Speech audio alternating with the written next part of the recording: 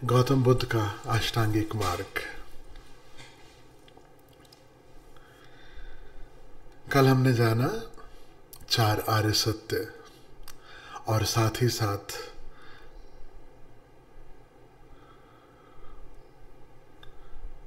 वे 8 अंग, उनके नाम अपनी भाषा में। तो आज एक एक करके उन 8 अंगों में से हम लेना शुरू करते हैं। तो सबसे पहले जो आज सूत्र, जिस अंग की चर्चा हम करने जा रहे हैं, वह है राइट इनसाइट, राइट व्यू, या कहो सम्यक दृष्टि। गौतम बुद्ध के जो ओरिजिनल शब्द हैं, चूँकि वो पाली भाषा में है, वह है सम्मदिथि, सम्यक दृष्टि, उससे आता है। सम्मा शब्द बार बार बुद्ध की वाणी में मिलेगा। दिथि यानी दृष्टि, देखने का ढंग, नजरिया। राइट अप्रोच कह सकते हो, राइट एटीट्यूड कह सकते हो,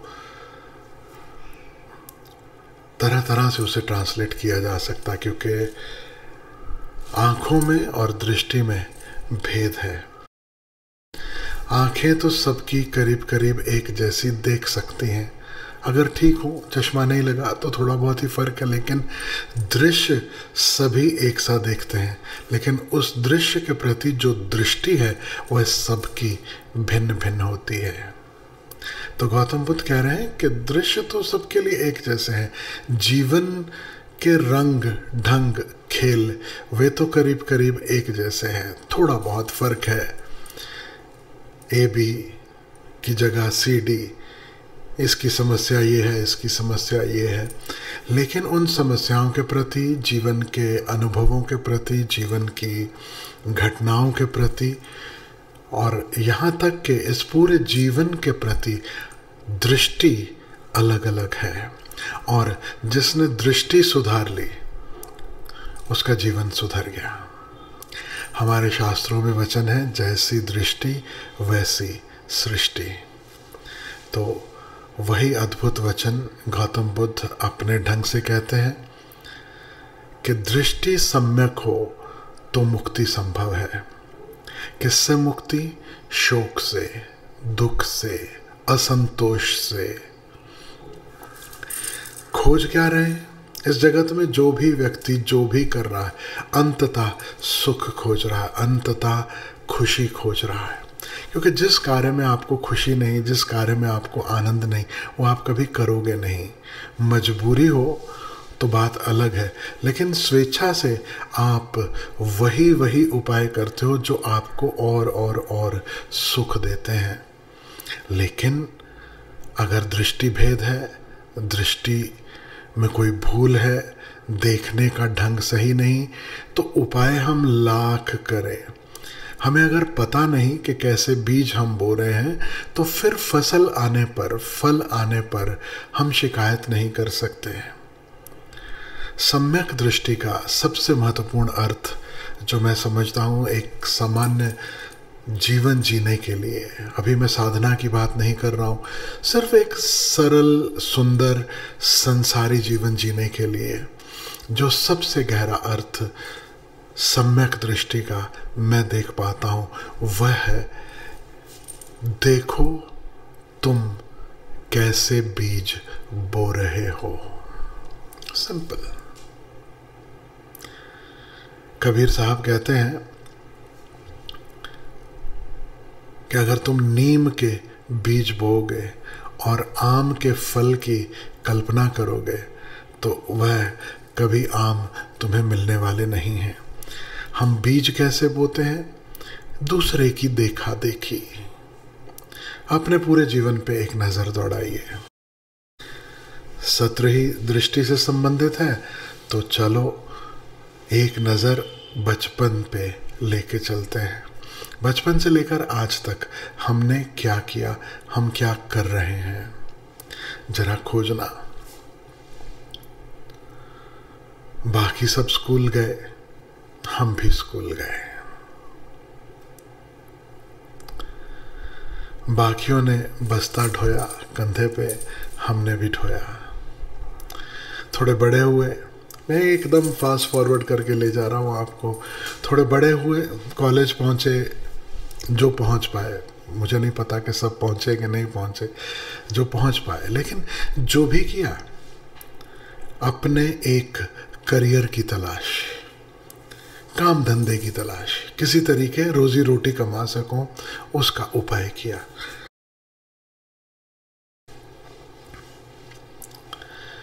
और फिर उसके बाद क्या किया, थोड़ा बहुत रोजी रोटी का उपाय होने लगा तो शादी का उपाय किया। क्यों? क्योंकि आसपास सब वही कर रहे हैं। लीक से हटके, अपने से सोच करके, विचार करके शायद ही कोई कुछ करता है, शायद ही। और खास करके शादी, अगर ठीक से देखा हो, जिनकी शादियां हो चुकी हैं, अगर ठीक से देखा हो, जिन्होंने बहुत धन कमाया है, ठीक से देखा हो उन तमाम लोगों का जीवन, जैसा जीवन पाने के लिए हम दौड़ रहे हैं और जिन्हें मिल चुका है, अगर ठीक से देखा हो तो मन में प्रश्न उठना चाहिए, क्या सच में यह दौड़ने जैसा है? We'll need to ask ourselves। लेकिन नहीं, हम कुछ पूछते नहीं, हम बस एक भेड़ चाल में लगातार चलते चले जाते हैं। शादी हो गई, अब हर कोई आसपास पूछता है, okay when is the good news, अब अच्छी खबर कब आएगी? अब अच्छी खबर जिन जिन को आई, कईयों को तो बहुत सारी अच्छी खबरें आई, उनके हाल देखो तो आपको लगेगा कि ये खबर सच में कोई बहुत अच्छी थी नहीं। लेकिन हर कोई पूछता है अच्छी खबर कब आएगी, और आप अच्छी खबर जुटाने में लग जाते हो। फिर बच्चे पैदा हो गए। क्यों? क्योंकि और कर रहे हैं, और अगर मैंने नहीं किए तो मैं अलग थलग पड़ जाऊंगा। जो भी हम करते रहे आज तक या अभी भी कर रहे हैं, उसके पीछे अगर लक्ष्य खोजा जाए तो लक्ष्य एक है। भले उसमें समझदारी हो या ना हो, भले हमने उस पर थोड़ा बहुत विचार किया भी हो, भले हमारी बायोलॉजी, हमारी केमिस्ट्री ने हमारे लिए विचार कर लिया, हार्मोन्स ने कुछ हमसे करवा लिया, हार्मोन्स जोर मार रहे हैं, अब दूसरा कोई उपाय नहीं तो चलो शादी कर लो। जरूरी नहीं कि शादी आपकी चाहत थी, इसलिए मैं शादी पे थोड़ा ज़्यादा जोर डालता हूँ। अगर चॉइस हो तो बहुत लोग विवाह न करें। अगर सब कुछ उपलब्ध हो विवाह के बिना, अगर स्वीकार हो, तो बहुत सारे लोग हैं जो शादी नहीं करेंगे। बहुत सारे कपल्स हैं जो प्रेम में हैं, जो संग में हैं। ज़रूरी नहीं कि वो बच्चे पैदा करेंगे, ज़रूरी नहीं कि वो उनकी चाहत है, क्योंकि वो भी देखते हैं कि जब बच्चे पैदा होंगे उसके बाद हम बंध जाएंगे। फिर एक जो फ्रीडम है वह फ्रीडम नहीं रहेगी। पूरा समय बच्चों को देना ज़रूरी हो जाएगा, ज़रूरी है भी। अगर ये तो हमारा दुर्भाग्य है कि वोट करने के लिए अधिकार चाहिए, कार्ड चाहिए, लेकिन बच्चे पैदा करने के लिए कोई क्वालिफिकेशन की ज़रूरत नहीं है, जो कि इतनी बड़ी जिम्मेवारी है, इतनी बड़ी जिम्मेवारी है। फ्रस्ट्रेटेड लोग बच्चे पैदा करेंगे, उस फ्रस्ट्रेशन से उन बच्चों को बड़ा करेंगे। दुख खुद लिए हैं, दुख उन बच्चों को पहुंचाएंगे, दुख बांटेंगे, और ऐसे ही संसार चलता चला जाएगा। ऐसा ही चल रहा है।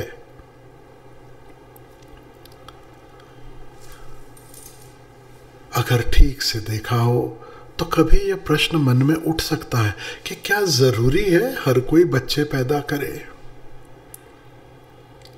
आज बड़े शहरों की हालत देखो, बड़े शहरों को छोड़ दो, गांव की हालत देखो। आपको पता है सिर्फ नाम के लिए वो गांव है, अभी वो गांव नहीं रहे।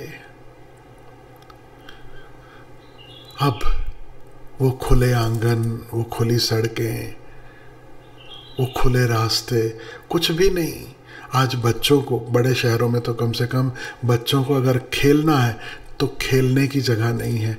अपनी सोसाइटी में बेचारे कोई रबर की बॉल लेकर क्रिकेट खेल रहा है तो भी कोई ना कोई चिल्लाएगा कि गाड़ी को चोट लगेगी, कुछ और तकलीफ होगी। कहाँ खेलने जाएं? जॉब्स नहीं है, हजार समस्याएं हैं। हम कभी ये नहीं देखना चाहेंगे कि इतने बच्चे पैदा किए, इतनी जनसंख्या बढ़ गई, क्या वह सुख ला रही है? आज शुद्ध हवा नहीं, शुद्ध पानी नहीं, रहने को खुले घर नहीं, खुला आसमान नहीं जिसके नीचे बैठकर हम पूर्णिमा को एंजॉय कर सकें। बिना देखे, क्योंकि एक भेड़ चाल है, हर कोई कुछ किए चले जाता है, हम भी किए चले जाते हैं। सम्यक दृष्टि का अर्थ होगा देखना कि जो मैं करने जा रहा हूँ वह अंततः सुख लाएगा या दुख लाएगा। मैं बीज कैसे बो रहा हूँ। अब इतना पर्याप्त नहीं है कि मैं तो चाहता हूँ कि सुख मिले। तुम्हारी चाहत से कुछ नहीं होता, चाहत के साथ कुछ करना भी तो पड़ेगा। और जो करते हो वो अगर सही नहीं है तो चाहत कितनी ही अच्छी हो।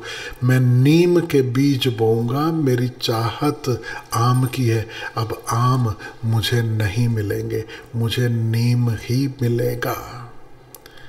ठीक नीम दवा का कार्य करता है, ठीक नीम भी उपयोगी है, लेकिन आप क्या चाहते थे, आम या नीम?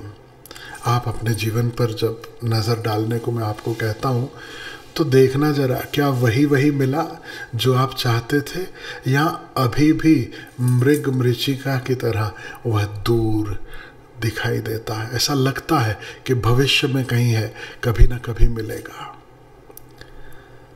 गौतम बुद्ध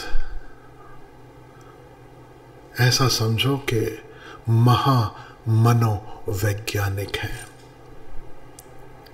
मनोवैज्ञानिक नहीं, मनोवैज्ञानिक हैं। मन को पहचानते हैं, यह मन कैसे कार्य करता है, सिर्फ कॉन्शियस नहीं, हमारा सबकॉन्शियस, हमारा अनकॉन्शियस। तो गौतम बुद्ध कहते हैं अगर तुम सुख खोज रहे हो, अगर तुम दुख से मुक्ति खोज रहे हो, तो सबसे पहले दुख के बीज बोना बंद करना पड़ेगा। दुख के बीज अगर बोना बंद करना चाहते हो तो पहले ठीक से बीजों को देखना पड़ेगा कि कौन से बीज हैं जो मैं बो रहा हूँ। अगर हम भेड़ चाल में चलते चले जाएंगे और फिर हमारे जीवन में सिवाय शिकायत के कुछ नहीं होगा, फिर हम समाज को कोस सकते हैं, फिर हम पड़ोसियों को कोस सकते हैं, फिर हम ब्लेम कर सकते हैं माता पिता को, ब्लेम करेंगे सिस्टम को, ब्लेम करेंगे गवर्नमेंट को, ब्लेम करेंगे न जाने किसको किसको किसको किसको। अभी हालत देख लीजिए, पैंडेमिक है, सबको पता है ये बीमारी है। हकीकत तो ये है, ये सरकार का कार्य नहीं है कि वो डंडा लेकर हमें अपने घर में बिठाए। अगर हम जिम्मेवार हों, सरकार का कार्य हमें ठीक ठीक सूचना पहुंचा दे, जैसी परिस्थिति है उसके बारे में साइंस जो जानती है वह ठीक से बता दे। अब अगर हम ठीक से देख पाएं तो फिर हम लॉकडाउन के नियम नहीं तोड़ेंगे। अगर हम ठीक से देख पाएं तो फिर हम यहाँ वहाँ 25 जगह पार्टियों में नहीं घूमेंगे। आज जितना ये कोविड फैला है और फिर आगे बेड उपलब्ध नहीं है, आगे दवाएं उपलब्ध नहीं है, दवाएं ब्लैक हो रही हैं और हम कोस किसको रहे, सिस्टम को, सरकार को। लेकिन वो ब्लैक करने वाले, वो रेमडेसिविर के इंजेक्शन्स चुराने वाले और बेचने वाले, क्या वो सरकार है? हम जैसे लोग। और हकीकत तो यह है कि उनकी ज़रूरत ही क्यों पड़े हमें। अगर हम थोड़ा संयम साध लेते, देखते ठीक ढंग से कि यह समस्या है, हमें केयर करना है, तो यहां तक कभी नौबत पहुंचती ही नहीं। लेकिन हम देखने को राजी नहीं और अपना उत्तरदायित्व कभी लेने को राजी नहीं। और गौतम बुद्ध, उन्होंने जो परमात्मा की छवि को पूरे धर्म के सिस्टम में से अलग कर दिया, उसका सबसे बड़ा कारण मैं आपसे कहता हूँ, क्योंकि जब आपको और कोई ब्लेम करने को नहीं मिलता, आखिरी ब्लेम आप परमात्मा को करते हो। जब समझ में नहीं आए कि किसके कारण खराब हो रहा मामला, किसके कारण गड़बड़ हो रही है, फिर आप परमात्मा को कोसते हो। दुनिया बनाने वाले, क्या तेरे मन में समाई, काहे को दुनिया बनाई, ये कैसी तूने दुनिया बनाई, ये तूने क्या रचा, ये तूने क्या कर दिया, ये कैसा है तू, इतना जीवन में दुख क्यों है, इतना जीवन में कष्ट क्यों है, इतना जीवन में समस्याएं क्यों हैं। परमात्मा को उस इक्वेशन में से अलग करके, ईश्वर को इक्वेशन में से अलग करके गौतम बुद्ध हमें आईना दिखा रहे हैं कि देखो, ये करने वाला परमात्मा नहीं है, ये तुम्हारे चुनाव है। तुम कर रहे हो और जो तुम कर रहे हो वह भर रहे हो। तो सर्वप्रथम सम्यक दृष्टि का अर्थ है पहचानो अपने कर्म और पहचानो उनके फल। देखो कि मेरे जीवन में जो भी हो रहा है वह मेरे ही कर्मों के फल हैं। अब मैं पास्ट में नहीं जा रहा, मैं नहीं जा रहा पास्ट लाइफ में कि पिछले जन्मों के कर्मों के फल हैं। हालांकि गौतम बुद्ध उस समय, क्योंकि लोग सुनने वाले भी सरल थे, ज़्यादा श्रद्धावान थे, जैसा कहा वैसा सुन लिया। आज अगर पिछले जन्म की बात कहें तो बहुत सारे लोग हैं जो कहेंगे कैसा पिछला जन्म, कैसा पुनर्जन्म, किसने देखा। वो बिना मतलब की एक अलग बहस छेड़ने वाली बात हो जाएगी। तो उस चक्कर में मैं पढ़ना ही नहीं चाहता हूँ। मैं तो सिर्फ ये कहता हूँ इस जन्म में तुम देखो कि इस जन्म में कर्म किसके हैं, फल कैसे हैं, कौन जिम्मेवार है। इतना ही अगर बुद्ध से सीख ले, इस पहले अंग से सीख ले तो पर्याप्त है।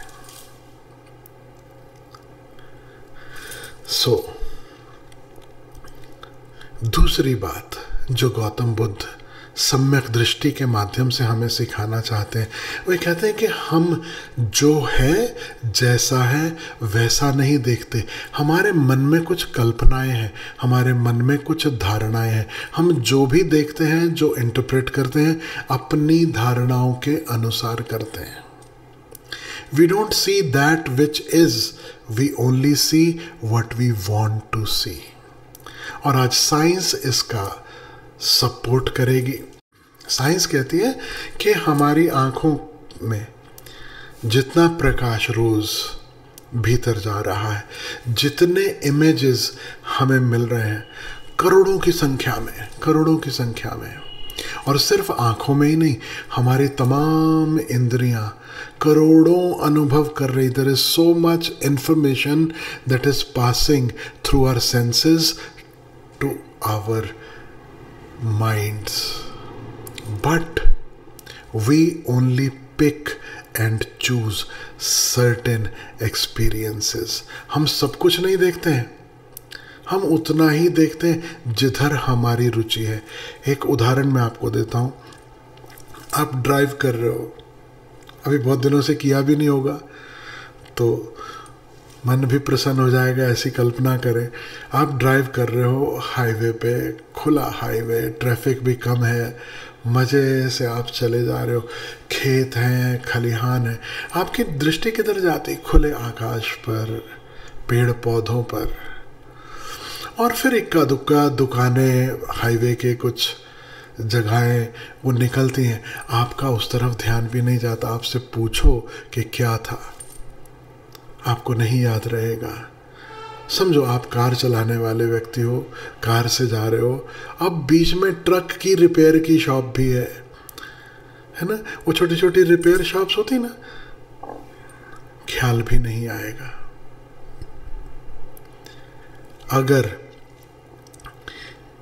गाड़ी ठीक चल रही है तो रास्ते में जो पंक्चर वाले हैं, हवा वाले हैं, वो कोई दिखाई नहीं देता। लेकिन आपको अगर पता चल जाए कि गाड़ी में हवा कम है, अब आप निरंतर, अब दूसरा कुछ दिखाई नहीं देगा, अब आप सिर्फ वो पंक्चर वाले को खोज रहे हो, वही दिखाई देगा। और अगर गाड़ी ठीक है और आपको बहुत भूख लगी है, अब रेस्टोरेंट को खोजने में, उसके चक्कर में ना पंक्चर वाला दिखाई देगा, ना कोई और दिखाई देगा। अब सिर्फ भोजन चाहिए। और भोजन कैसा चाहिए वो उस पर भी निर्भर करता है। आपको पंजाबी खाना खाना है और आप बम्बई से निकले हो, गुजरात से होके आगे जा रहे हो, अब रास्ते में इतना काठियावाड़ी ढाबे हैं, वो सब आपको कुछ दिखाई देगा ही नहीं, नाम भी नहीं, बस काठियावाड़ी पढ़ा, आप बोलोगे यार पंजाबी नहीं है, चलो आगे देखते हैं। अब वहाँ पे क्या उपलब्ध है आपको नहीं पता चलेगा। हाँ, आपको काठियावाड़ी खाना पसंद है तो उधर ध्यान जाएगा। हकीकत ये है कि बहुत कुछ अनुभव होते हैं, बहुत कुछ दिखाई देता है, लेकिन रजिस्टर नहीं होता। हम रजिस्टर वही करते हैं जैसी हमारी कामनाएं हैं, जैसी हमारी इच्छाएं हैं, यानी जैसी हमारी मनोदशा है। भूख लगी है तो अब अचानक अनेक चीज़ें गौण हो जाएंगी। पति और पत्नी दोनों एक साथ एक ही बाजार में से निकले, याद रखना, दोनों को अलग अलग बिठाकर पूछो कि बाजार में क्या उपलब्ध था, क्या देखा, दोनों अलग अलग दृश्य बताएंगे।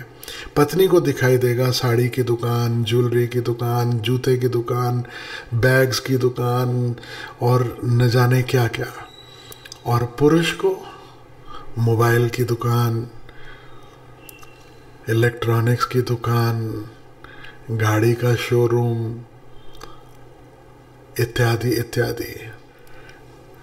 हमें जो रजिस्टर होता, हमें जितना दिखाई देता है वह बहुत बहुत सीमित है। हम जीवन को परिपूर्णता में नहीं देखते, हमें दिखता ही नहीं। इतना ही नहीं, सिर्फ उम्र का भेद नहीं, सिर्फ पुरुष और स्त्री का भेद नहीं, हम किस धर्म को मानने वाले हैं उससे भी बात बदल जाती है।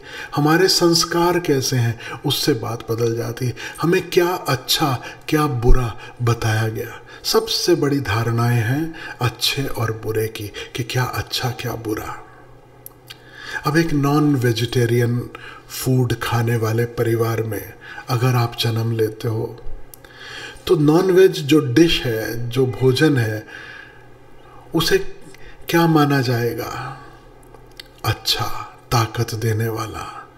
जरा भी थोड़ा वीकनेस फील हो रही है, कुछ हो रहा तो कहा जाएगा थोड़ा अच्छे से इसे नॉन वेज खिलाइए।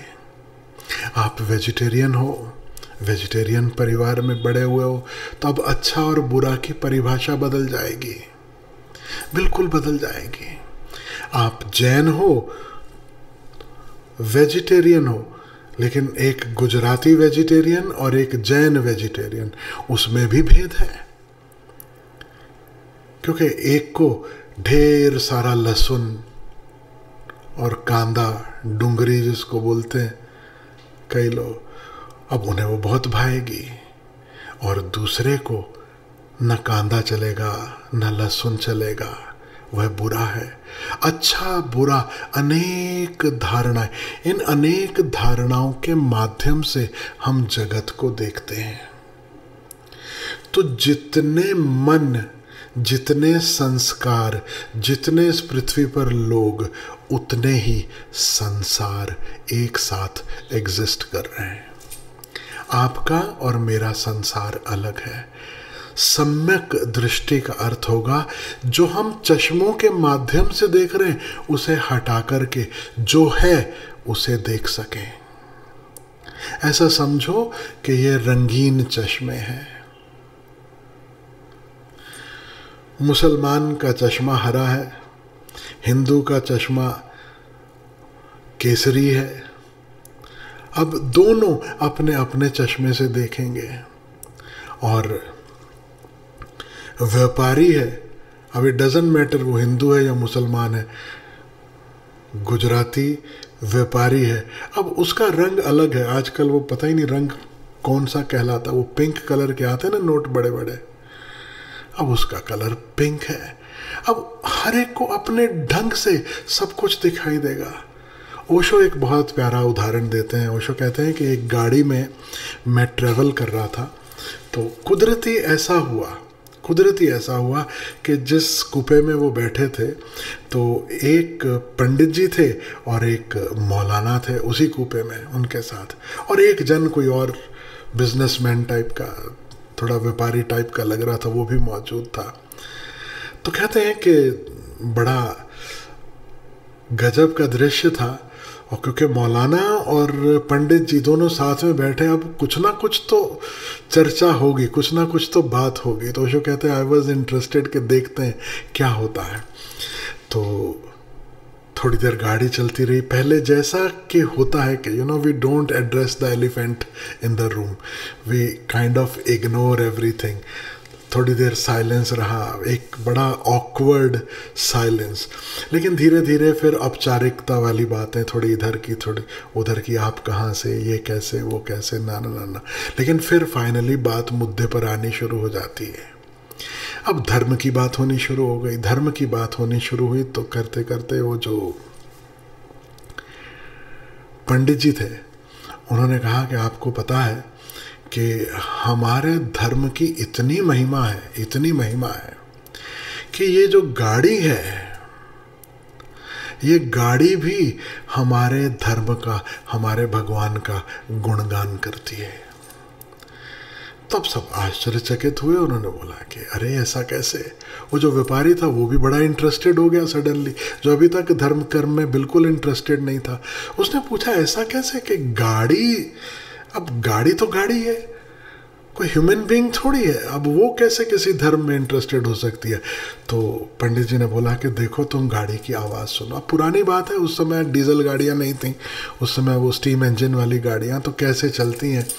तो कहते हैं कि तुम आवाज़ सुनो गाड़ी की, छक छक छक छक छक छक छक छक छक छक छक छक छक छक छक छक। गाड़ी कह रही है राम सिया दशरथ, राम सिया दशरथ, राम सिया दशरथ। अब जो मौलाना वहाँ पर मौजूद हैं उनको लगा यार ये पंडित जी तो एकदम बाउंड्री पार करवा दिए, अब कुछ तो जवाब तो देना पड़ेगा, कुछ तो उपाय तो करना पड़ेगा, ऐसा कैसे हो सकता है। तो उन्होंने कहा कि रुको, मुझे ठीक से सुनने दो, ऐसे ही थोड़ी कि तुम जो बोल दोगे वो हम मान लेंगे, मुझे ठीक से सुनने दो। मैंने ध्यान नहीं दिया तो मैं सुनता हूँ, फिर मैं कहता हूँ, मेरा जवाब मैं तभी दूंगा। और पंडित जी मुस्कुरा रहे हैं कि देखो हमने कितना बड़ा चौका मारा, अब देखो क्या इनके पास क्या आएगा। मौलाना ने आंख बंद की, थोड़ी देर गाड़ी को सुना। उन्होंने कहा पंडित जी ये गाड़ी तो हमारे मज़हब को मानती है, हमारी ही बात हो रही है। अब पंडित जी चौंके, बोले वो कैसे, बताइए जरा। तो मौलाना कहते हैं पंडित जी जरा ध्यान से सुनना, छक छक छक छक छक छक छक छक छक छक छक छक छक छक छक छक, अल्लाह खुदा बरकत, अल्लाह खुदा बरकत, अल्लाह खुदा बरकत। अब बेचारे पंडित जी परेशान कि यार ये तो मामला, स्कोर तो बराबर हो गया, अभी करें क्या। लेकिन इस बीच में वो जो व्यापारी बैठा था उसे भी कुछ सूझा, उसे लगा मैं भी तो इसमें शामिल हूँ इस खेल में, यही लगे रहेंगे क्या। तो ओशो कहते हैं वो व्यापारी ने कहा कि देखो, न गाड़ी तुम्हारे धर्म की बात करती है न तुम्हारे धर्म की बात करती है, गाड़ी मेरे व्यापार के संबंध में बात करती है। बोले तुम्हारा कौन सा व्यापार? बोले मैं सब्जी मंडी का बड़ा व्यापारी हूँ, थोक का व्यापारी हूँ, ये मेरे बाजार की बात हो रही है, ये किसी धर्म की बात ही नहीं है।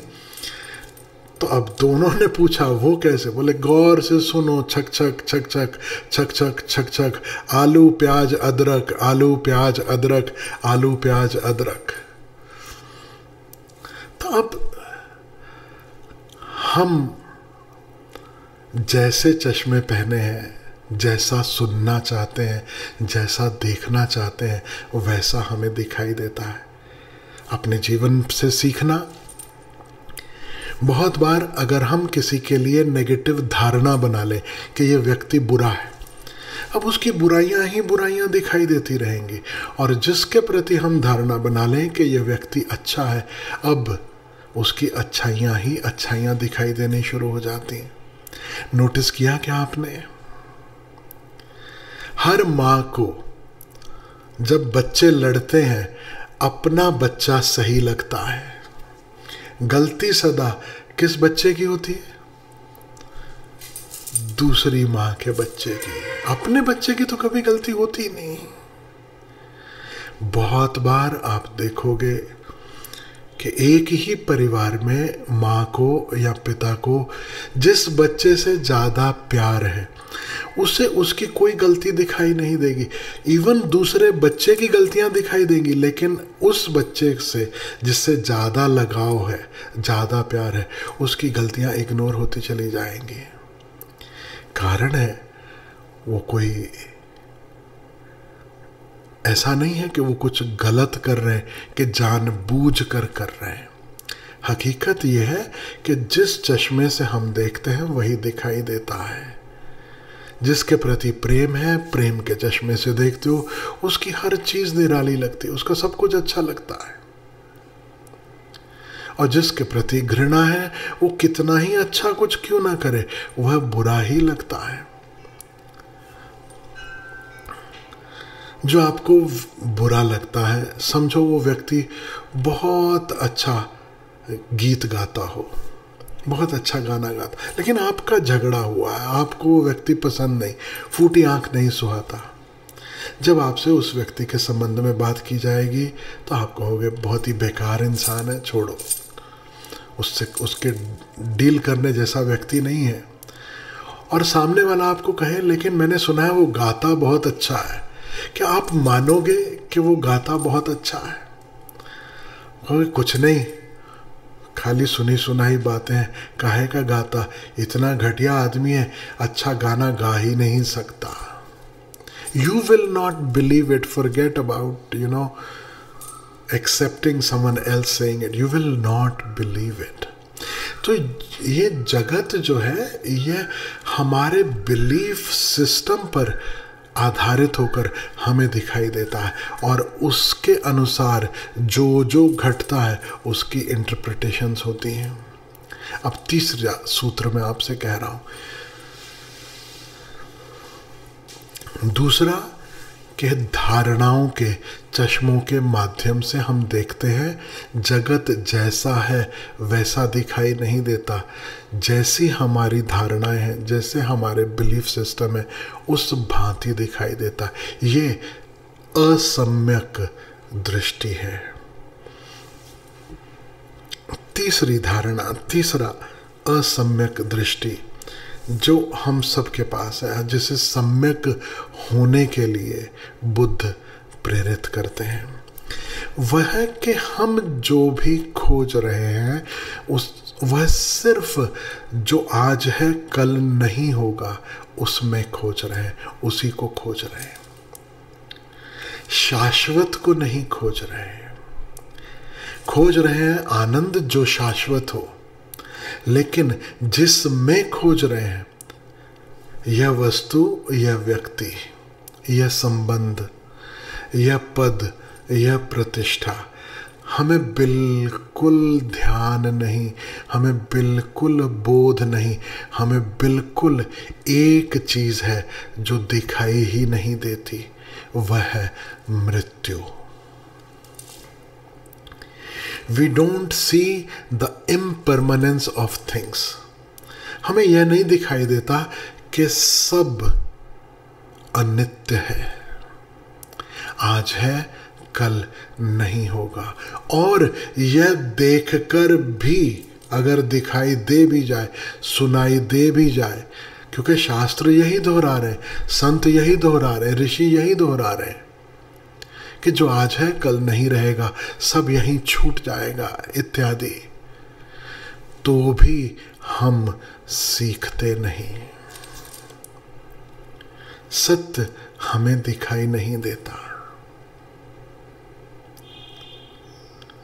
दो ढंगों से इस बात को कहना चाहूँगा। एक, आप सब ने ये कथा सुनी होगी कि एक कसाई था और उसके पास बहुत सारी भेड़ बकरी थी और रोज़ एक भेड़ या बकरी को वो काटता था। व्यापार था उसका, उसके बिना गुजारा नहीं होता, उसका काम था, तो यही करता था।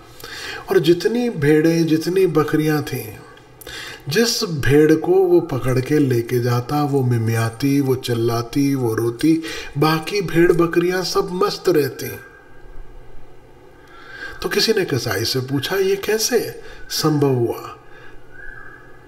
क्या बाकी भेड़ बकरियों को नहीं पता चलता कि ये कटने जा रही है? कसाई ने कहा, कुछ नहीं, जो भी भेड़ बकरी मैं लेकर आता हूँ उसके कान में मैं कुछ कह देता हूँ और उसके बाद मामला सेटल हो जाता है। तो उस व्यक्ति ने पूछा, क्या कह देते हो? उसने कहा, इतना ही कि देख, और कोई कटे कोई मरे तो उसकी फिक्र मत करना, तू मेरी प्यारी भेड़ है, तुझे नहीं काटूंगा, बस तू तो मेरी अपनी है, तू मेरे दिल के बहुत करीब है। अब कसाई कहता है, जिस भेड़ को मैं ले जाता हूं वो कितना ही चिल्लाए कि इसने मेरे साथ भी वादा किया था, लेकिन ये झूठा है व्यक्ति, ये एक दिन तुम्हें भी काटेगा, एक दिन तुम भी मरोगे। लेकिन फिर किसी और भेड़ के कानों में यह बात उतरती नहीं, किसी और भेड़ को भरोसा नहीं आता। हमारी हालत क्या उन भेड़ों जैसी नहीं? अखबार में पढ़ते हैं कितने लोग मर गए, टीवी पे न्यूज़ देखते हो कितने लोग मर गए। कभी ऐसा लगता है कि इनमें मैं भी होऊंगा?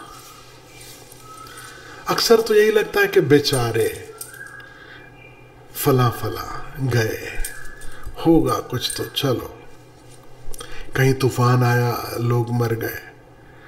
हमारे बालों में जूं नहीं रेखती, हमारे हृदय में एक तरंग नहीं उठती अपने लिए कि मैं आज हूं कल नहीं रहूंगा। मेरे अपने आज हैं कल नहीं रहेंगे। उनके साथ हमारा आचार, हमारा व्यवहार बिल्कुल वैसा ही रहता है जैसे कि हम सदा के लिए हैं। Same taking for granted, no urgency, no realisation कि ये खेल टेम्परेरी है, क्षणभंगुर है। कभी भी अंग्रेजी में कहते ना कि curtains may draw at any time,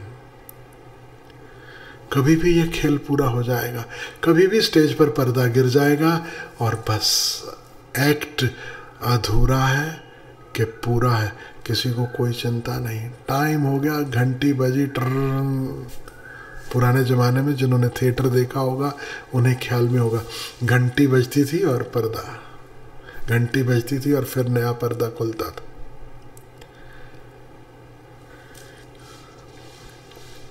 यह तीसरा सूत्र जो बुद्ध के माध्यम से हम तक पहुंचता है, जो मैं आपसे कह रहा हूं, मृत्यु के प्रति हमारी गलत धारणाएं, सबसे पहली गलत धारणा मृत्यु के प्रति कि और मरते हैं, मैं नहीं मरूंगा।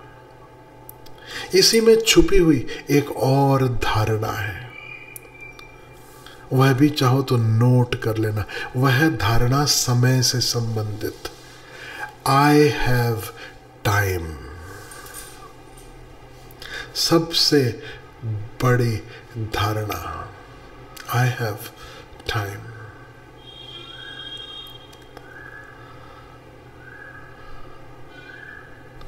हजारों लोग अभी तक मेरा वास्ता पड़ चुका है, जब उन्हें ध्यान के संबंध में कहा जाए, ध्यान कार्यक्रम में अटेंड होने के लिए कहा जाता है, तो हजार बहाने मिलते हैं। कभी कभी मुझे लगता है हमें बहानों का भी एक स्कूल खोल देना चाहिए, एक क्लास सिर्फ बहानों की होनी चाहिए, क्योंकि जितने बहाने मैंने सुने हैं वो शायद ही किसी ने सुने होंगे। किसके बहाने? वो गज़ल है ना, जैसे तुम्हें आते हैं ना आने के बहाने, ऐसे ही किसी रोज़ ना जाने के लिए आ। तो ना आने के बहाने इतने हैं, इतने हैं, इतने हमने सुने हैं कि उसकी आप कल्पना भी नहीं कर सकते। जो भी व्यक्ति कुछ भी स्थगित कर रहा है, जो भी व्यक्ति कुछ भी टाल रहा है, जो भी व्यक्ति कल पे बात छोड़ रहा है, उसके पीछे यही सबसे असम्यक समझ, असम्यक दृष्टि कार्य कर रही है कि बहुत समय है।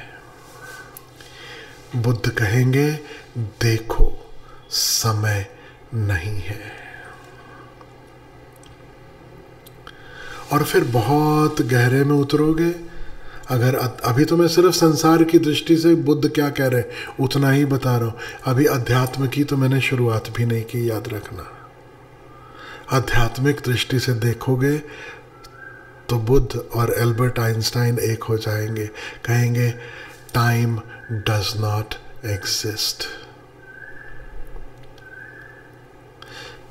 समय नहीं है, तुम्हारा मन डोल रहा है, इसलिए समय जैसी अनुभूति होती है, लेकिन समय है नहीं। There is nothing like time। अध्यात्म की चर्चा फिर पीछे जब आपकी तैयारी होगी, समय रहा तो आज ही थोड़ा, लेकिन बहुत बड़ी भूलों में से एक भूल यह भी है कि वी हैव टाइम। अगर आपको पता हो आपके पास वक्त नहीं है, कल की कोई गारंटी नहीं है, कोई वारंटी नहीं है, तो क्या आप ऐसा ही जीवन जियोगे जैसा अभी जी रहे हो, या कुछ बदलेगा, या कुछ जीवन में अर्जेंसी का एहसास होगा? बुद्ध कहते हैं जिसे अर्जेंसी का एहसास नहीं हुआ वह साधना के मार्ग पर कभी गति कर ही नहीं पाएगा। गति हो ही नहीं सकती, गति संभव ही नहीं, क्योंकि अर्जेंसी नहीं है, टाइम पास है। Sadhana is one of the many things you want to do. अनेक सपनों में एक सपना यह भी है कि कभी आत्मज्ञान भी हो जाए, कभी ध्यान भी लग जाए।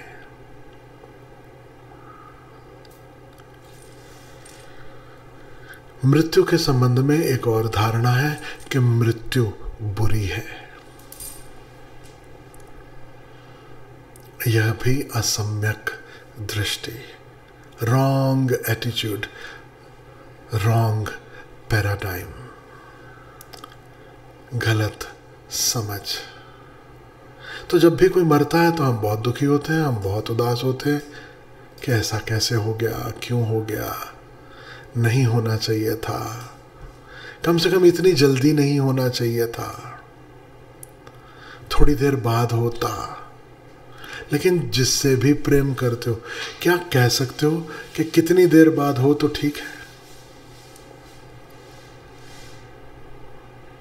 ज़्यादा से ज़्यादा इतना ही कह सकते हो कि मेरे बाद, अगर बहुत बहुत बेइंतहा प्रेम तुम्हारे हृदय में है तो इतना कह पाओगे कि मेरे बाद। लेकिन जब तक तुम हो, क्या तुम कल्पना कर सकते हो अपने प्रियजन की विदाई? और जबकि यही सत्य है। युधिष्ठिर से जो यक्ष प्रश्न पूछे गए उनमें एक महत्वपूर्ण, सबसे महत्वपूर्ण प्रश्न मैं जो समझता हूं वह यही था कि हे युधिष्ठिर, ये कहो कि इस जगत में सबसे आश्चर्यजनक क्या है, सबसे बड़ा आश्चर्य क्या है जगत में? और युधिष्ठिर ने जो आश्चर्य कहा वो वही भेड़ों की कहानी आपको याद आ जाएगी। युधिष्ठिर कहते हैं सबसे बड़ा आश्चर्य है कि मनुष्य अनुभव से भी नहीं सीखता। We don't learn even from experience.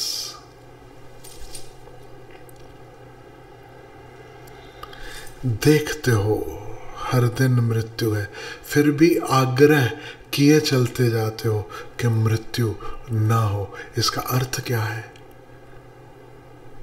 सत्य तो सामने दिखाई दे रहा, लेकिन हम उसे देखना नहीं चाहते। ओशो से पूछो, ओशो कहते हैं शमशान घाट जो है वह शहर के, गांव के बीचों बीच होने चाहिए। तुम ऑफिस जा रहे हो, तुम ससुराल जा रहे हो, तुम मित्रों के साथ किसी पब में जा रहे हो, रास्ते में वो शमशान पड़ना चाहिए। हर रास्ता शमशान के आसपास से गुजरना चाहिए ताकि तुम्हें निरंतर एहसास रहे कि मृत्यु इस जीवन का सत्य है।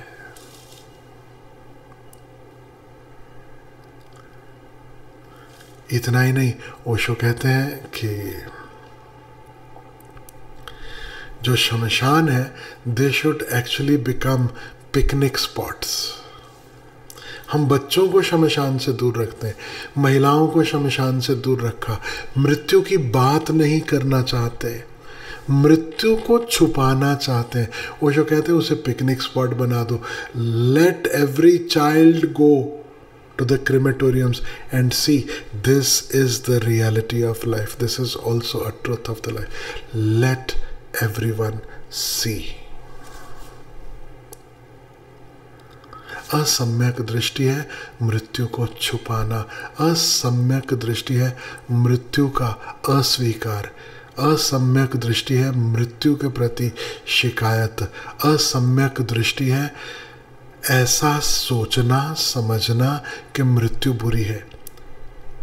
हकीकत तो यह है कि मृत्यु सुकून है, मृत्यु आराम है। जो जानते हैं उनसे पूछो, वो कहेंगे मृत्यु बिल्कुल ऐसी है जैसे दिन भर काम काज करके थक गए और रात को तुम विश्राम करते हो, सो जाते हो। हर रात जब हम सोते हैं, याद रखना, it is nothing but a mini death. एक बार नींद में गए तब आप हो ही नहीं, you are as good as dead. Do you realise that? हर रात हम मरते हैं, हर सुबह हमारा जन्म हो रहा है, लेकिन हमें उसका बोध ही नहीं, हमें उसका पता ही नहीं। गहरी नींद में जब स्वप्न भी नहीं, वो जो सुषुप्ति हमारे संतों ने जिसे कहा, वहां मैं भी नहीं, मैं भाव भी नहीं, I am nothing like that exists. उस समय आप न पुरुष हो, न स्त्री हो, न बच्चे हो, न बूढ़े हो, न स्वस्थ हो, न अस्वस्थ हो, आप होते ही नहीं। और उस अवस्था को रोज हम छूकर लौटते हैं और अगले दिन सुबह हम कहते हैं खूब अच्छी नींद हुई, अच्छा आराम हो गया। फिर एक और लंबा आराम। ऐसा सोचो परमात्मा का रिसाइकलिंग यूनिट है। गाड़ी पुरानी हो गई, गाड़ी के सब अस्थि पंजर बजने लगे, बहुत मेहनत कर ली, अब स्टील वापस स्टील में चले जाए, प्लास्टिक पिघल के प्लास्टिक में चले जाए। अब ऐसे ही पंच तत्व है ना, रबर रबर में चला गया, कांच सिलिका में बदल गया, और फिर से नया कांच बनेगा, नया स्टील बनेगा, नया प्लास्टिक बनेगा, फिर से नई मोटर बनेगी, फिर से इंजन बनेगा, फिर एक नई गाड़ी तैयार होगी। और आप पहचान नहीं पाओगे कि ये वही स्टील है जो वहां फेंका था। हकीकत तो यही है कि कृष्ण सदा से यही कह रहे हैं, गीता यही तो कह रही है 5000 साल पहले।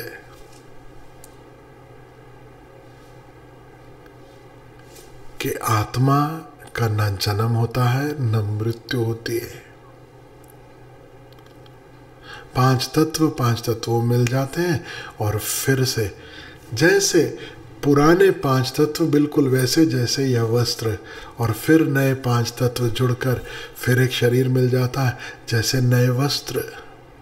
लेकिन फिर भी मृत्यु के संबंध में हमें इतनी शिकायत, इतनी बुराई हमारे मन में, ये केवल हमारी धारणा है। हकीकत तो ये होनी चाहिए कि हमारी कोई भी धारणा ना हो, हम ना कहें मृत्यु अच्छी ना कहें बुरी, क्योंकि हमें पता ही नहीं। एक ज़ेन मास्टर थे, एनलाइटेंड मास्टर इक्यू, और उनसे पूछा गया कि क्या मरने के बाद भी हम बचते हैं? तो इक्यू ने उत्तर दिया, पता नहीं। अब ऐसा समझो, हम डॉक्टर से पूछें कि मुझे ये हो रहा है कि तो ये मैं ठीक हो जाऊंगा क्या, या ये बीमारी का कोई इलाज है, और डॉक्टर बोले पता नहीं, तो मरीज की क्या हालत होगी। शिष्य तो गुरु के पास जाता है ये सोचकर कि गुरु को तो सब पता है, और मृत्यु से डर के ही तो ये सारी अंतर यात्रा की शुरुआत हुई है। सब कुछ अनित्य है, इसीलिए तो अमृत की खोज शुरू हुई है। और शिष्य पूछ रहा है क्या अमृत है, क्या मृत्यु के पार भी कुछ है? और गुरु, मैं कहता हूं महागुरु, क्या कहते हैं? क्यों कहते हैं आई डोंट नो। तो शिष्य ने कहा पर आप तो संत हो, आप तो सदगुरु हो, आपको तो पता होना चाहिए। तो जानते हो इक्यू ने क्या जवाब दिया? बहुत महत्वपूर्ण जवाब दिया। हाँ, मैं सदगुरु हूं, लेकिन I am not a dead सदगुरु येट। अभी मैं मरा नहीं। तो जो मृत्यु के बाद होगा उसे अभी से कहने का कोई अर्थ नहीं है। Can you imagine the honesty? इसलिए बुद्ध ने आत्मा को भी इनकार कर दिया। यह प्रश्न ही नहीं कि है, क्योंकि जिन्होंने कहा आत्मा है, आत्मा अनश्वर है, उनके संदेश के साथ हमने क्या किया वो हम सबको पता है। आज हिंदुस्तान में सबको पता है आत्मा का ना जन्म होता है ना मृत्यु होती है, लेकिन सब खड्डे में। किसी का जीवन बदला नहीं, किसी की दौड़ कम नहीं हो रही, आत्मा के लिए किसी का कोई प्रयास नहीं, प्रयास सारे इंद्रिय भोग के ही जारी हैं। तो मृत्यु बुरी है, यह भी असम्यक दृष्टि है। मृत्यु निकट हो, अपने प्रियजन के उस समय याद रखना इस बात को। Go into death as if you are embarking on a new adventure. जैसे आप पहाड़ों पे घूमने जाते हो ना, ट्रैकिंग करने जाते हो, एक नई जगह, अब उसके संबंध में कोई धारणा नहीं, सुना है थोड़ा बहुत, लेकिन आप उत्साह से भरे, उमंग से भरे जाते हो कि देखते हैं कैसा है, देखते हैं, अनुभव करेंगे कि क्या होगा। इस उमंग के साथ, इस तरंग के साथ मृत्यु की ओर देखना, अपनी हो या किसी और की, कोई और भी अपने नजदीक जो मृत्यु के करीब है जा रहा हो, उसे भी यही कहना कि listen, forget all about death. हमने जो भी सुना है मृत्यु के संबंध में, बात ही छोड़ दो उसकी। It is an adventure, let us find out. देखते हैं क्या होता है। सोक्रेटिस की कहानी जब ओशो कहते हैं सोक्रेटिस मर रहा है, पॉइजन दे दिया गया, शिष्य आसपास इकट्ठे हैं और वो पूछते हैं सोक्रेटिस तुम उदास नहीं हो, मर रहे हो? बोले उदास पागल, मैं इतना औ से भरा हूं। वो शब्द सुनते ना, ऑसम। ऑसम का अर्थ है जिसके प्रति औ हो, आश्चर्य का भाव, उमंग हो जिसके प्रति। औ या आश्चर्य, कोई बुरा आश्चर्य का भाव नहीं, एक ऐसी मिस्ट्री जिसे आप जानना चाहते हो, एक गुत्थी जो खुल जाए, एक ऐसा रहस्यमय द्वार आप के अंदर उमंग है, आप देखना चाहते हो कि उस पार क्या है। इस भांति मृत्यु में प्रवेश, जितना भय है मृत्यु का, याद रखना वह हमारी धारणाओं के कारण है। जो मृत्यु को जानते हैं उन्होंने उपाय दिए कैसे मृत्यु में प्रवेश करना। कभी इंशाअल्लाह हरी इच्छा ऐसा हो पाएगा तो मृत्यु से संबंधित भी प्रोग्राम करेंगे, हो सका तो यहीं जूम पर करेंगे। मृत्यु में प्रवेश, forget about art of living. Osho कहते हैं learn the art of dying. मैं मृत्यु सिखाता हूं, मृत्यु भी सीखेंगे। लेकिन अप्रोच क्या हो मृत्यु के प्रति, हमारी दृष्टि कैसी हो मृत्यु के प्रति, वो मैं आज आपसे कह रहा हूं। हमारी दृष्टि कुछ इस भांति कि एक नया आयाम है, एक नई अननोन डायमेंशन है। गो एज अ डिस्कवरर, एक खोजी की भांति उत्साह से भरे कि देखते हैं क्या होगा। और मैं आपसे वादा करता हूं, जो दुखी नहीं मरता है, जो भयभीत नहीं मरता है, जो उमंग से भरे मृत्यु में प्रवेश करेगा, वो ही होशपूर्वक रह पाएगा। क्योंकि दुख जब हद से बढ़ जाता है वह भी मूर्छा का उपाय बन जाता है। भय बढ़ जाता है तब भी हम मूर्छित हो जाते हैं। शॉक, झटका जोर से लगता है तब भी हम मूर्छित हो जाते हैं। लेकिन जब हम उमंग से भरे हैं, उल्लास से भरे, प्रफुल्लित हैं, खोजना चाहते हैं, हम पूरी तरह जीवंत होते। मरना तो ऐसे मरना कि मृत्यु कहे इतना जीवित आदमी मैं पहले कभी नहीं लेके गई। आपको पता नहीं, मृत्यु मरो हुओं को लेके जाती है। मृत्यु को जिंदा आदमी तो बहुत कम मिलता है, मृत्यु आए उसके पहले लोग मर चुके होते हैं। और कई तो मुर्दा लोग श्वास भी ले रहे हैं, चल फिर भी रहे हैं, ऑफिस भी जा रहे हैं, काम भी कर रहे हैं, बच्चे भी पैदा कर रहे हैं। Nothing but dead people. साल 2 साल पहले कभी मैंने स्टेटस पे मेरे लिख दिया था फेसबुक पे, I had given something, I see dead people. तो बहुत लोगों ने मेरे से पूछा कि क्या हो गया, आप ठीक तो हैं? कईयों को लगा शायद भूत प्रेत तो नहीं दिखाई देने लगे, डेड पीपल मतलब जो मर चुके हैं वो दिखा।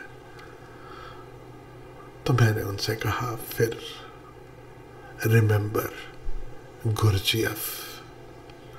गुरजीएफ कहते हैं अधिकांश लोग मुर्दा जीवन जी रहे हैं, वो मरे ही हुए हैं। ख्याल रखना, कृष्ण जब कह रहे हैं कि ये जो जिन्हें तू सोच रहा है कि तू मारेगा, ये मरे ही हुए, ये मुर्दा लोग हैं। वो क्या कह क्या रहे, इन्होंने अभी आत्मा को कमाया भी नहीं। They are living as if they are dead. जो मूर्छित है वो मुर्दा है, सिंपल। जो मूर्छा से भरा जीवन जी रहा है वो मुर्दों की भांति ही जी रहा है। तो गौतम बुद्ध कह रहे हैं मृत्यु से पहले मत मरो, मृत्यु से पहले जागने का उपाय करो।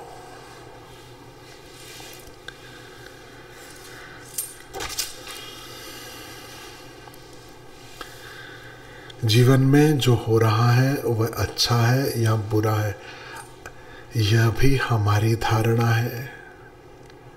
इस धारणा से भी मुक्त होना है, क्योंकि अच्छा बुरा भी औरों का सिखाया है या हमारी इंटरप्रिटेशन है, हमने ऐसे अर्थ निकाले हैं। तो एक कहानी कहूँगा, उसके बाद हम ब्रेक लेंगे। छोटी सी कहानी ओशो ने कही है। मेरे पास तो जो भी कहानियाँ वो अधिकांश ओशो की ही होती हैं, और तो कोई हमारा स्रोत है नहीं। तो उनके चरणों में बैठकर उनसे जो सुना है वही कहीं भीतर उतर जाता है।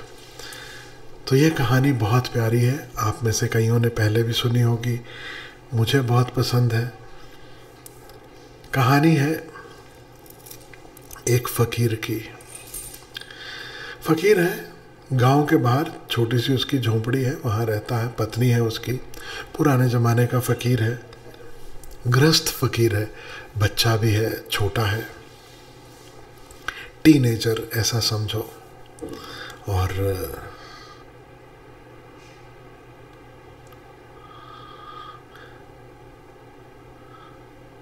जंगल जाता है, लकड़ी इत्यादि काटता है, लेकर आता है, थोड़ा बहुत कुछ जंगल में फल इत्यादि मिल गया, थोड़ा गांव में दे देता है, कुछ बदले में भिक्षा मिल जाती है, कुछ अपनी लकड़ी, कुछ अपने लिए खाने का इंतज़ाम हो जाता है।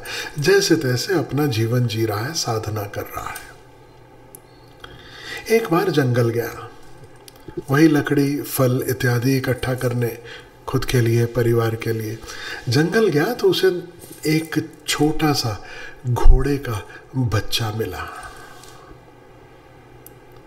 कुछ हुआ होगा, कुछ घटना घटी होगी, कोई शिकारी, कोई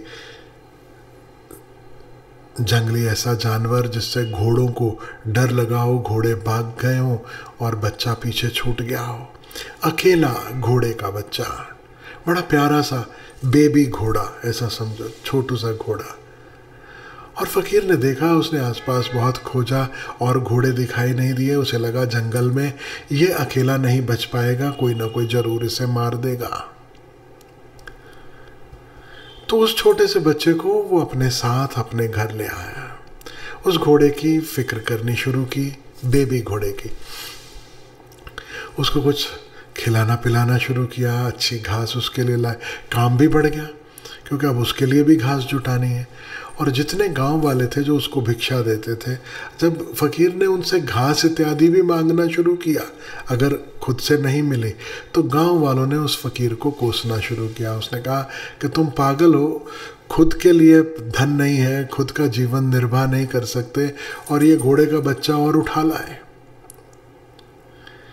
ये क्या फ़कीरों के काम है? सुना नहीं तुमने कि पुरानी कथा जब गुरु ने अपने शिष्य को कहा था बिल्ली मत पालना, बिल्ली ना सही घोड़े का बच्चा सही, तुमने घोड़े का बच्चा पाल लिया, ये नई समस्या जीवन में खड़ी कर ली।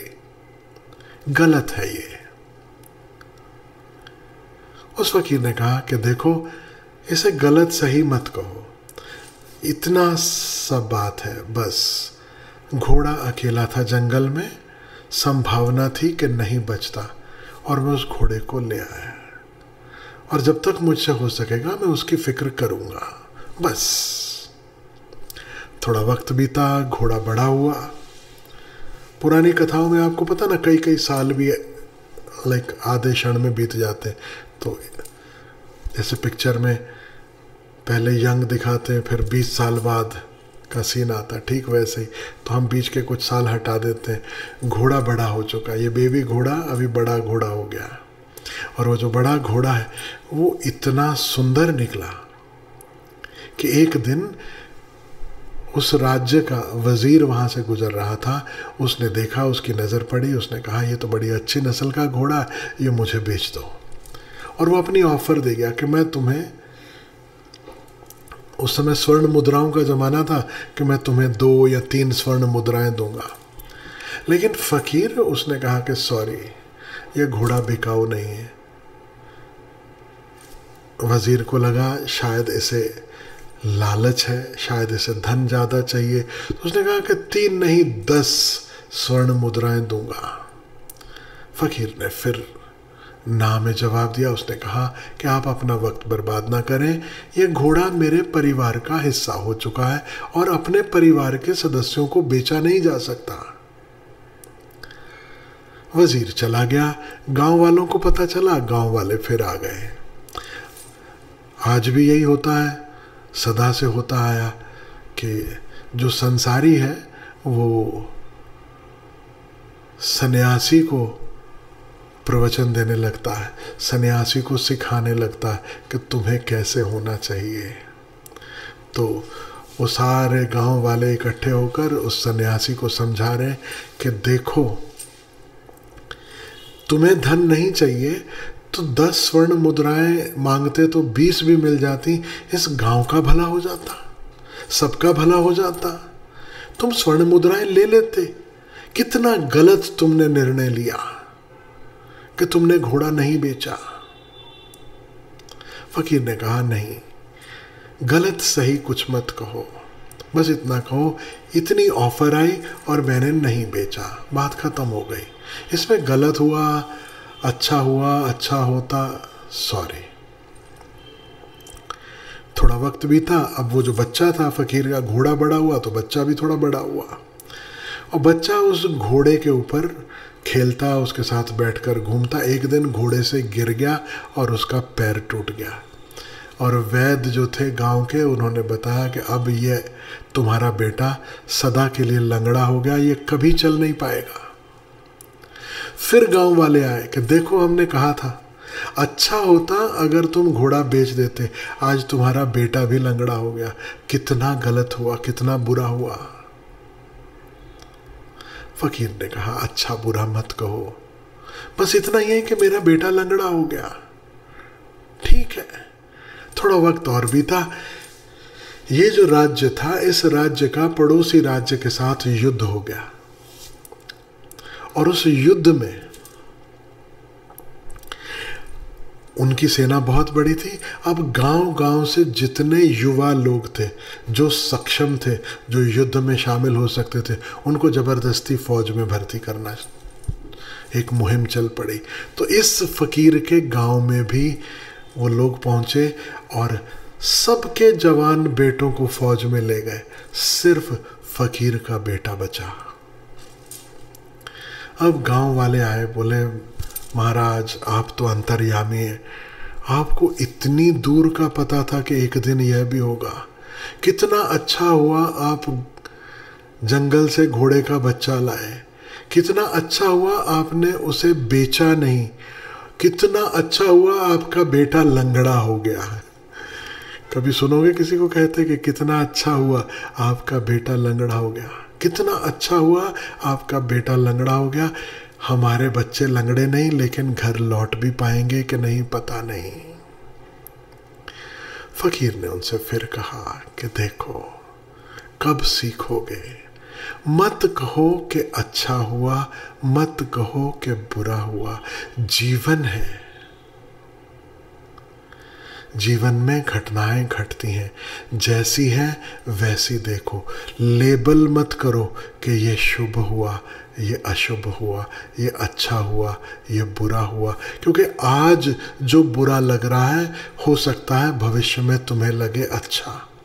आज जो अच्छा लग रहा है भविष्य में हो सकता है तुम्हें लगे बुरा। तो यह महत्वपूर्ण शिक्षा गौतम बुद्ध से सम्यक दृष्टि का एक अर्थ, do not conclude, do not label life events as good और बैड। बस देखो कि ऐसा है, मत लेबल करो कि ये अच्छा है या बुरा है। और याद रखना, यहाँ से अध्यात्म की शुरुआत होती है। नॉन लेबलिंग, नॉन जजमेंट, यहाँ से अध्यात्म की शुरुआत होती है। अब पहली बार सच पूछो तो गौतम बुद्ध साक्षी का पाठ पढ़ा रहे हैं। जो है सो है, जैसा है, तुम उसके साक्षी बनो, तुम उसे देखो। और गहरे से गहरी बात तो बस इतने में ही शामिल है, उसे देखो जो है, अपनी धारणा को नहीं, अपनी कल्पना को नहीं। सपना यह संसार, ऋषियों ने कहा। इस स्वप्न से जागना यानी अपने अपने चश्मे हटाकर जो सत्य है उसे देखना, और मुक्ति तुम्हारा राह देख रही होगी।